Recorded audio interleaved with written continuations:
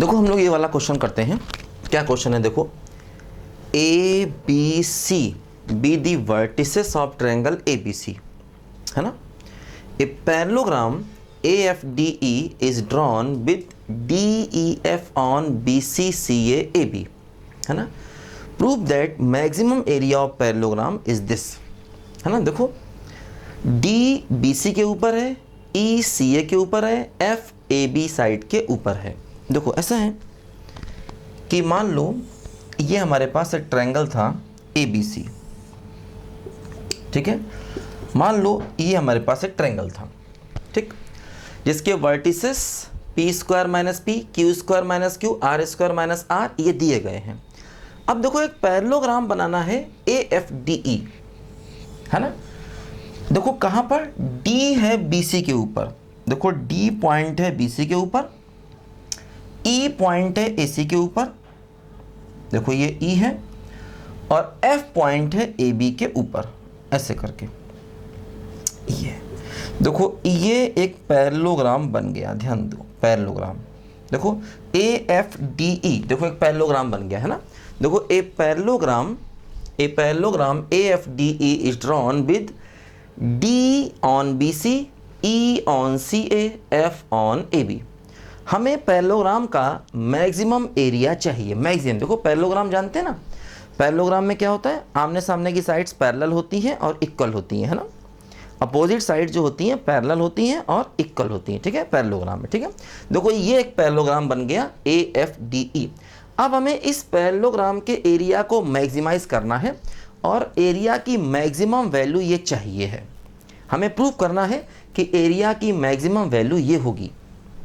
देखो ध्यान दो, हमें ये पैरेललोग्राम बनाया है। अब देखो हम इस पैरेललोग्राम का एरिया निकालेंगे। तो क्या होता है आपको शायद मालूम होगा, जैसे मान लीजिए हमारे पास ये एक पैरेललोग्राम है ना। मान लीजिए पी क्यू आर एस ये एक पैरेललोग्राम है। अगर हम एक डायगोनल ड्रॉ कर दें तो देखो क्या होता है, ये दो ट्रायंगल बन जाते हैं और इन दोनों ट्रायंगल के एरिया हमेशा बराबर होते हैं। ये पैरेललोग्राम की एक प्रॉपर्टी है ना। डायगोनल ड्रॉ कर दिया, ये ड्रॉ कर देंगे तब भी ऐसा होगा, है ना। डायगोनल पैरेललोग्राम को दो इक्वल एरिया में डिवाइड करता है, इन दोनों ट्रायंगल के एरिया बराबर होंगे। देखो जैसे इस एंगल को थीटा मान लें, ये साइड एक्स है, ये वाई, तो देखो क्या होगा, जैसे ट्रायंगल पी आर एस है, पी आर एस, इसका एरिया क्या होगा, ये होगा 1/2, है ना, एक्स वाई साइन थीटा, ऐसा होता है ना। हाफ बी सी साइन है। देखो आपने पढ़ा होगा, मान लो कोई ट्रायंगल अपने पास है ए बी सी, ठीक, इसमें क्या होता है, देखो ए के अपोजिट साइड होती है स्मॉल ए, बी के अपोजिट साइड स्मॉल बी और सी के अपोजिट साइड स्मॉल सी, ऐसा होता है। तो इसका जो एरिया होता है ट्रायंगल का, ये होता है 1/2 बी सी साइन ए, मतलब ये साइड ली और बीच का एंगल देखो ये लिया ए, या इसी को ऐसे भी लिख सकते हैं 1/2 ए सी साइन बी, देखो ए लिया, सी लिया और बी, इसी को ऐसे भी लिख सकते हैं 1/2, है ना, ए बी साइन सी, देखो ए लिया, बी लिया, सी लिया, ध्यान दो, है ना। तो ये ट्रायंगल के एरिया को निकालने का एक फार्मूला होता है, हमेशा ध्यान दो। जैसे ए के अपोजिट साइड स्मॉल ए होता है, बी के अपोजिट साइड स्मॉल बी, सी के अपोजिट साइड स्मॉल सी, ये ट्रायंगल के स्टैंडर्ड नोटेशन होते हैं। और ट्रायंगल का एरिया चाहिए तो ऐसे लिख सकते हैं 1/2 दो साइड्स उनके बीच का एंगल, ये दो साइड्स बीच का एंगल, ये दो साइड्स बीच का एंगल, ठीक है। देखो जैसे हमें इस ट्रायंगल का एरिया निकालना था तो क्या किया, 1/2 एक्स वाई बीच का एंगल साइन थीटा। अब देखो अगर हम पी क्यू आर एस का एरिया निकालेंगे तो ये हो जाएगा इसका डबल, है ना, क्योंकि देखो इन दो ट्रायंगल के एरिया आपस में बराबर हैं। तो पूरे पैरेललोग्राम का जो एरिया होगा वो इस ट्रायंगल के एरिया का डबल हो जाएगा। तो देखो ये हो जाएगा एक्स वाई साइन थीटा, ध्यान दीजिए, है ना। तो पैरेललोग्राम का एरिया अगर चाहिए तो देखो ट्रायंगल का एरिया निकाला कैसे, इसको x माना, इसको y माना, तो इस ट्रायंगल का एरिया हो जाएगा 1/2 एक्स वाई साइन थीटा। पूरे पैरेललोग्राम का एरिया चाहिए, इसको डबल कर देंगे तो क्या हो गया बोलो, एक्स वाई साइन थीटा। तो देखो जैसे अगर हमें इस पैरेललोग्राम का एरिया चाहिए, देखो ए एफ डी ई, मान लो हमें इसका एरिया चाहिए, है ना, मान लो हमें इस पैरेललोग्राम का एरिया चाहिए। देखो ध्यान दो, अगर हम इस साइड को मान लेते हैं अल्फ़ा और इस साइड को मान लेते हैं बीटा और ये एंगल ए है, तो इसका एरिया हो जाएगा अल्फ़ा बीटा साइन ए। ये इस पैरेललोग्राम का एरिया हो जाएगा अल्फ़ा बीटा साइन ए, है ना। देखो जैसे इसका, इस पैरेललोग्राम का एरिया क्या हो गया, एक्स वाई साइन थीटा, है ना। दो साइड्स और उनके बीच का एंगल। देखो जैसे इसका एरिया चाहिए तो ये दो साइड्स और बीच का एंगल क्या है, ए, तो अल्फ़ा बीटा साइन ए हो गया। अब देखो ध्यान दो, इसमें ए कांस्टेंट है, ए कांस्टेंट है क्योंकि ट्रायंगल दिया गया है, लेकिन अल्फ़ा बीटा ये दो वेरिएबल्स हैं, ध्यान दो वेरिएबल्स, है ना। ए कांस्टेंट है क्योंकि देखो ये ट्रायंगल ए बी सी दिया गया, ए बी सी के जितने पैरामीटर हैं, मतलब जैसे ए बी सी ये सब कांस्टेंट माने जाएंगे, है ना। इनकी साइड लेंथ भी कांस्टेंट मानी जाएंगी, है ना। तो ट्रायंगल दिया गया है तो उससे संबंधित जितनी बातें हैं वो सब कांस्टेंट मानी जाएंगी। अल्फ़ा बीटा ये दो वेरिएबल्स हैं। तो देखो इस एरिया को मैक्सिमाइज करना है तो हमें ये दो वेरिएबल में से एक वेरिएबल को हटाना होगा, है ना। हमें इस पैरेललोग्राम के एरिया को मैक्सिमाइज करना है। देखो यहाँ पर दो वेरिएबल हैं, क्या क्या बोलो, अल्फ़ा और बीटा। तो हमें इनमें से एक वेरिएबल को हटाना होगा, या तो अल्फ़ा को हटाएं या बीटा को हटाएं, है ना। दो वेरिएबल हैं, इनमें से एक वेरिएबल को हमेशा यहाँ पर हटाना होगा क्योंकि तभी इसका डिफरेंशिएशन पॉसिबल है। अब देखो अल्फ़ा बीटा को हटाने के लिए क्या कर सकते हैं, देखो ध्यान दो यहाँ पर। देखो जैसे ये अगर अल्फ़ा है तो ये भी अल्फ़ा होगा, है ना, आमने सामने की साइड बराबर होंगी। ये बीटा है तो ये भी बीटा होगा, कोई दिक्कत नहीं। अच्छा देखो ध्यान दो यहाँ पर क्या हो रहा है। देखो जैसे ये b है तो ये पूरी साइड स्मॉल b होगी, पूरी साइड स्मॉल b होगी। तो ये डिस्टेंस क्या हो जाएगी, ये हो जाएगी b माइनस बीटा, ये डिस्टेंस, ठीक। और देखो ध्यान दो कि, है ना, हमें अल्फ़ा बीटा में रिलेशन चाहिए, ठीक। देखो एक काम करते हैं क्या कि जैसे triangle A B C and triangle E D C, ये दोनों ट्रायंगल सिमिलर हैं, सिमिलर। देखो ए बी सी और ई डी सी दोनों ट्रायंगल सिमिलर हैं, और सिमिलर ट्रायंगल की प्रॉपर्टीज होती है कि उनकी साइड्स का रेशो बराबर होता है। मतलब जैसे देखो इसकी साइड ले ली ए बी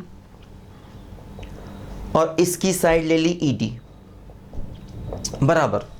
देखो है ना, एक साइड इसकी ली ए बी, एक इसकी ली ई डी। अब देखो एक साइड इसकी लो क्या, ए सी, और एक साइड देखो इसकी लो ई सी, है ना। A B upon E D और ए सी अपॉन ई सी, इनको आपस में बराबर कर सकते हैं, है ना। चाहे तो ये भी लिख सकते हैं equal to B C upon D C, चाहे तो ये भी लिख सकते हैं ना। तीनों साइड्स का रेशो बराबर होगा, लेकिन हमें इन दोनों को लेने से फ़ायदा होगा, इससे कोई फ़ायदा नहीं होगा, है ना। ले सकते हैं उसको भी। देखो A B, A B, A B मतलब देखो क्या, सी के अपोजिट है तो इसको स्मॉल सी कह सकते हैं, सी के अपोजिट साइड को स्मॉल सी कह सकते हैं ट्रायंगल में। तो ए बी यानी कि सी, है ना, ए बी यानी कि C upon E D, E D मतलब अल्फ़ा, बराबर ए सी, देखो ए सी मतलब पूरा बी, अपॉन ई सी मतलब बी माइनस बीटा, है ना। इस रिलेशन को लिया, है ना। ए बी मतलब सी, ई डी मतलब अल्फ़ा, ए सी मतलब बी और ई सी मतलब बी माइनस बीटा, देखो इसको लिया। अब इससे क्या होगा, अल्फ़ा या बीटा में से किसी एक की वैल्यू निकाल सकते हैं। देखो इसको मिटा देते हैं, ये सिर्फ मैंने आपको समझाने के लिए बताया था।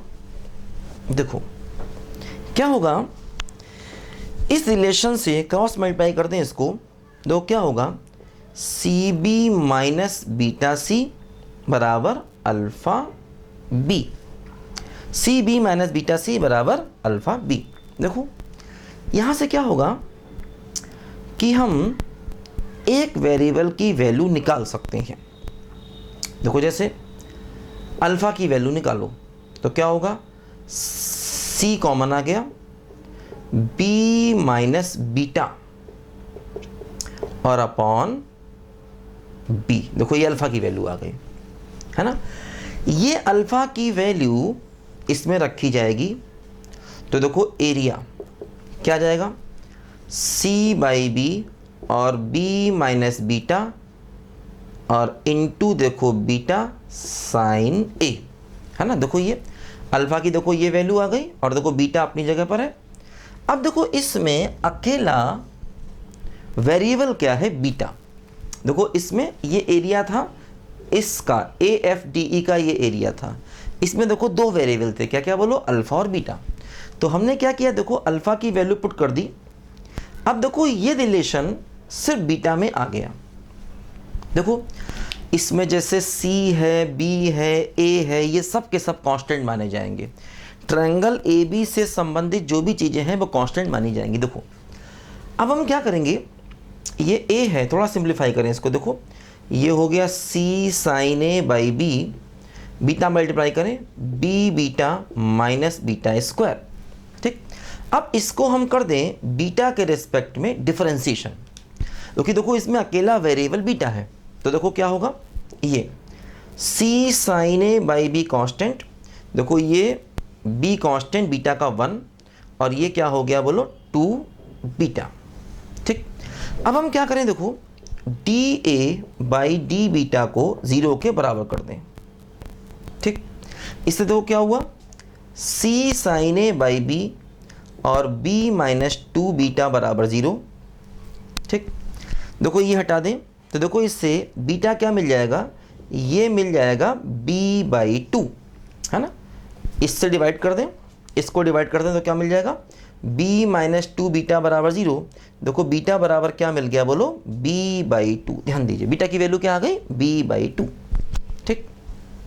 देखो अब हम ये शो करेंगे कि बीटा की इस वैल्यू पर, है ना। अब देखो हम ये शो करेंगे कि बीटा की इस वैल्यू पर ये एरिया मैक्सिमम है। तो क्या करेंगे, देखो इसी का डबल डेरिवेटिव निकालें, D2A by D beta square. देखो क्या होगा, C sine A by B, देखो इसका डिफ्रेंसिएशन 0 माइनस 2, तो देखो ये हो गया minus 2C by B sine A।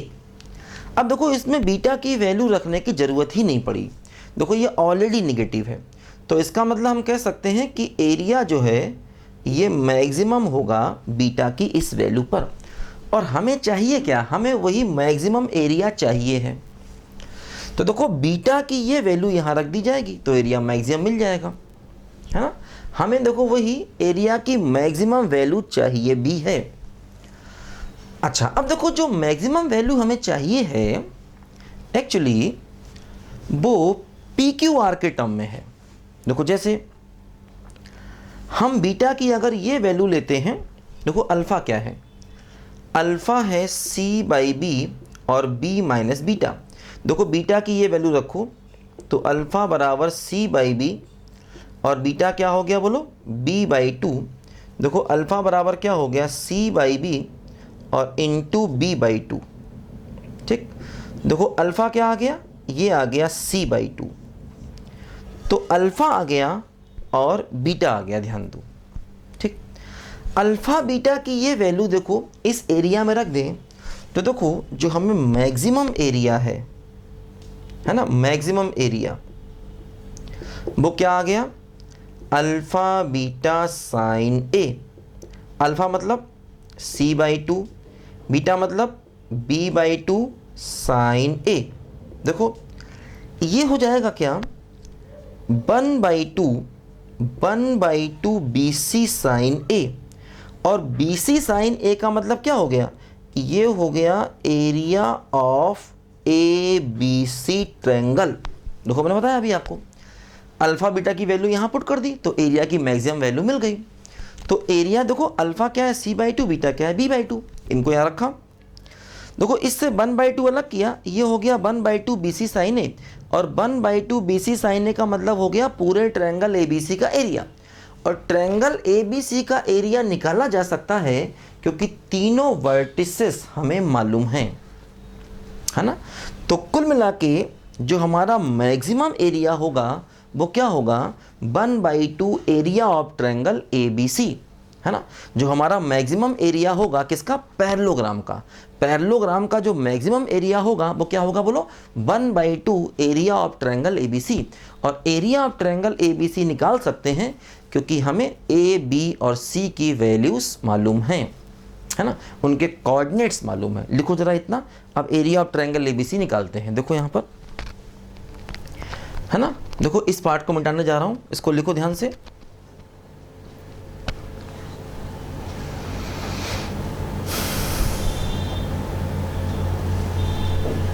देखो मैंने बताया था आपको अभी, है ना, या इसके पहले क्वेश्चंस में, कि अगर ट्रायंगल के वर्टिसेस मालूम हैं तो आप ट्रायंगल का एरिया निकाल सकते हो, है ना। जैसे मैंने आपको क्वाड्रिलेटरल का एरिया निकालना सिखाया था, बिल्कुल उसी मेथड से अगर आपको ट्रायंगल के वर्टिसेस मालूम है तो आप एरिया निकाल सकते हैं। तो कैसे, जैसे ए क्या है बोलो, ये है p² - p, ये है q²q, ये क्या है बोलो r² - r। फिर से इसको वापस लिख लो, p² - p।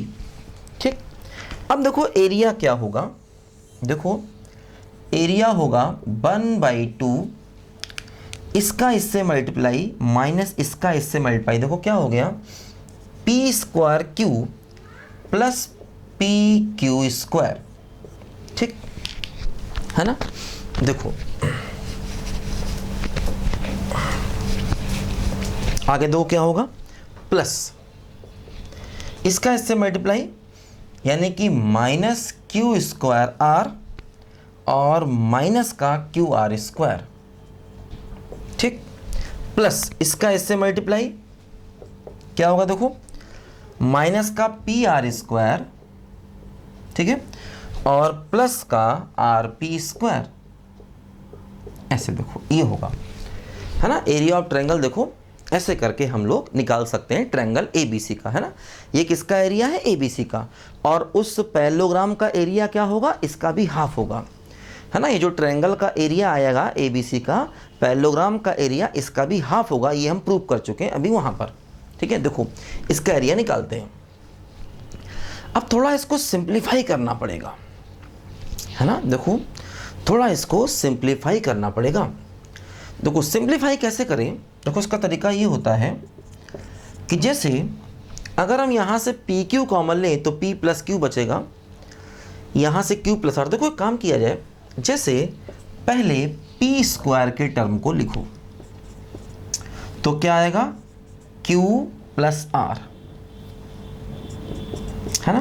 पहले हमने p² के टर्म को लिखा, है ना। अब p के टर्म को लिखो, देखो ये है p और ये है p, इसमें से p कॉमन ले लो तो q² - r²। ठीक, अब बाकी टर्म्स लिखो, देखो बाकी टर्म्स ये हैं, माइनस का q²r माइनस का QR²। ठीक है ना। अब देखो ध्यान दो, है ना, ये सॉल्व करने का तरीका होता है ना। पहले p² के टर्म लिखे, फिर p के, फिर वो टर्म जिनमें p नहीं है। हम उल्टा भी कर सकते हैं, हम पहले q² को लिख लें, फिर q लिख लें, फिर टर्म विदाउट q लिख लें, ऐसा भी कर सकते हैं। देखो क्या होगा, 1/2 p² कॉमन q + r। देखो यहाँ से p ये हो गया q - r, q + r और माइनस का QR। देखो ये हो जाएगा q + r। अब देखो एक काम किया जाए, q + r पूरे में से कॉमन ले लिया जाए। ठीक है, देखो ये बच जाएगा p² plus p × q - r और माइनस QR। देखो ये 1/2 q + r। देखो एक काम करते हैं, इन दोनों में से p कॉमन लेंगे तो p + q बचेगा, इन दोनों में से -r कॉमन लेंगे तो p + q बचेगा। देखो ये हो गया 1/2 q + r और p + q फिर से कॉमन, तो क्या बच गया, p - r, है ना। देखो क्या किया, इसको मल्टीप्लाई करोगे तो p² + pq, p कॉमन ले लेंगे, ये होगा minus P R minus Q are, तो माइनस का आर कॉमन ले लेंगे, है ना। देखो ये ट्रायंगल ए बी सी का एरिया आ गया। अब हमें क्वाड्रिलेटरल मतलब पैरेललोग्राम का एरिया चाहिए। तो देखो क्या होगा, जो पैरेललोग्राम का एरिया होगा वो इसका हाफ होगा, है ना। देखो एरिया ऑफ पैरेललोग्राम वो क्या होगा, इसका भी हाफ, यानी 1/4 क्या हो जाएगा, देखो Q plus R P plus R sorry P plus Q और P माइनस आर। देखो यही बात हमें प्रूफ करनी थी, है ना। पैरेललोग्राम का एरिया क्या होगा, इस ट्रायंगल के एरिया का भी हाफ, ये बात हम यहाँ पर अभी प्रूफ कर चुके थे, है ना। तो मतलब थोड़ा बड़े क्वेश्चन देखो जरूर हैं ये, लेकिन ऐसे क्वेश्चन हमें कई बातें सिखाते हैं, है ना। अब जैसे इस टाइप के क्वेश्चन पैराग्राफ वगैरह में आईआईटी ने कई बार पूछे, है ना।